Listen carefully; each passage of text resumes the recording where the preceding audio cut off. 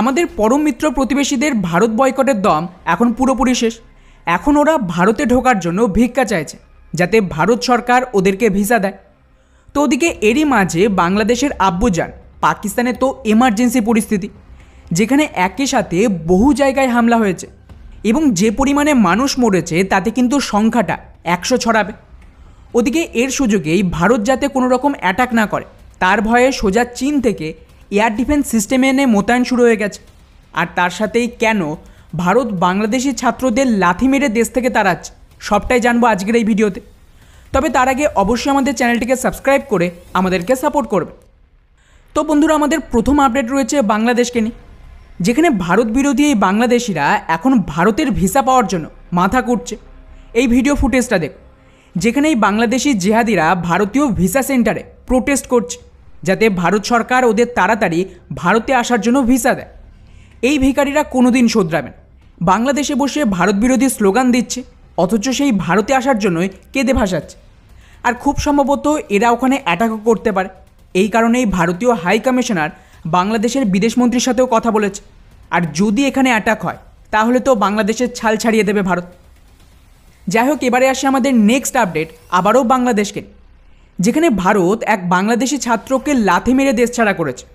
সাদাত হুসেইন নামের এই কাংলু ফেসবুকে পোস্ট করছে যে কুকুর আর ভারতীয়দের বাংলাদেশে প্রবেশ নিষেধ, অথচ এই কুকুর না, কুকুর তো আবার বেইমান হয় না, এই জানোয়ার ভারতের আসামেই পড়াশোনা করছে। তাহলে জাস্ট ভাবুন এরা কত বড় বেইমান। বাংলাদেশের সমস্ত কলেজের বাইরে এইভাবে লেখা হচ্ছে ভারতীয় আর কুকুরদের ঢোকা নিষেধ, আর ভারতে বসে এই জানোয়ারগুলো সেটা আবার প্রচার করছে। ভারতীয়রা এদের মতন আতঙ্কবাদী নয়, নাহলে বাংলাদেশে কোনো ভারতীয় এটা বললে এরা কিন্তু তাকে জীবন্ত জ্বালিয়ে দিত। তাই আমার মতে ভারত সরকারের তাড়াতাড়ি এনআরসি এনে দেশের এই সমস্ত জেহাদি বাংলাদেশি যারা তারকাটা দিয়ে লুকিয়ে ঢুকেছে এদের দেশ ছাড়া করা জরুরি। আর এদের চিকিৎসা সমস্ত ট্রেড আপাতত বন্ধ করা দরকার। স্পেশালি ওদের যে গার্মেন্টসের র মেটেরিয়াল ভারত থেকে যায় সেটা তো সম্পূর্ণ বন্ধ করা জরুরি, যাতে দেশের পুরো ইকোনমি রাতারাতি কোল্যাপস করে। যাই হোক, এবারে আসে আমাদের নেক্সট আপডেট পাকিস্তানকে নিয়ে, যেখানে পাকিস্তানের তরফ থেকে ভারতের বিরুদ্ধে তাদের করাচিতে নতুন এয়ার ডিফেন্স সিস্টেম মোতায়েন শুরু করেছে। রিপোর্ট অনুযায়ী পাকিস্তান চীনের কাছ থেকে যে HQ-9 এয়ার ডিফেন্স সিস্টেম কিনেছিল সেটা আগে অচল অবস্থায় পড়েছিল। সম্ভবত ওটাকেই আপগ্রেড করা হয়েছে, অথবা চীন তাদের সায়েন্টিস্টদের পাঠিয়ে এটাকে ঠিক করে দিয়েছে। তো এখন এই এয়ার ডিফেন্স সিস্টেম করাচির গুরুত্বপূর্ণ এলাকায় সুরক্ষার জন্য মোতায়েন হচ্ছে। মজার ব্যাপার হলো এর যে রেঞ্জ সেটা কিন্তু 125 কিলোমিটার, কিন্তু যখন ভারতের ব্রহ্মোস মিসাইল ভুল করে পাকিস্তানের ভেতর ঢুকে গিয়েছিল সেই সময়ও কিন্তু এই এয়ার ডিফেন্স সিস্টেম মোতায়েন ছিল। কিন্তু আমরা সকলেই দেখেছি পাকিস্তানের এই চাইনিজ এয়ার ডিফেন্স সিস্টেম জানতেই পারেনি যে ওদের দেশে ভারতের ব্রহ্মোস মিসাইল ঢুকে গেছে। তো আশা করি এর থেকে আর পরিষ্কার কিছু বলার দরকার নেই যে চীনের এই এয়ার ডিফেন্স সিস্টেম কতটা শক্তিশালী এবং এটা ভারতের জন্য কত বড় থ্রেট।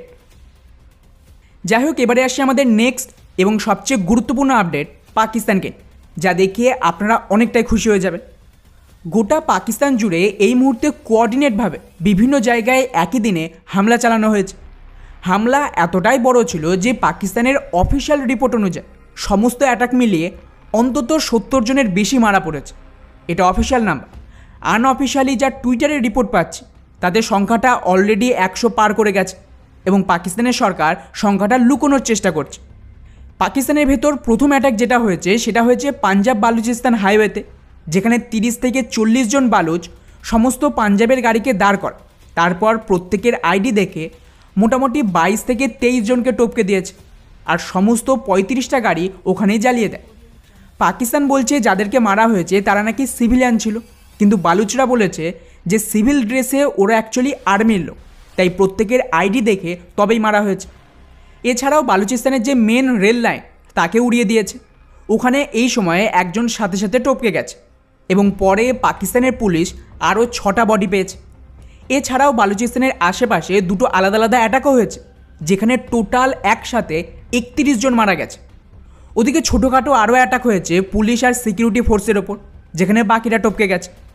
অর্থাৎ এটা সবচেয়ে বড় কোঅর্ডিনেট অ্যাটাক ছিল, যা এই সময়ে আলাদা আলাদা জায়গায় করা হয়েছে যাতে আর্মি ছিটিয়ে পড়ে।